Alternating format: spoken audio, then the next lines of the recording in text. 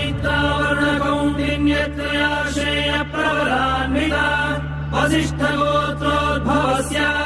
अखिलाण्डकोटिब्रह्माण्डनायकस्य श्रीसच्चिदानन्दस्वरूपस्य सूर्यवंशपावनस्य श्रीमदिक्ष्वाकुकुलवंशोद्भवस्य श्रीरघुमहाराजवर्मणः प्रपौत्राय अजमहाराजवर्मणः पौत्राय दशरथमहाराजवर्मणः पुत्राय चक्रवर्ति सार्वभौमाय श्रीमहा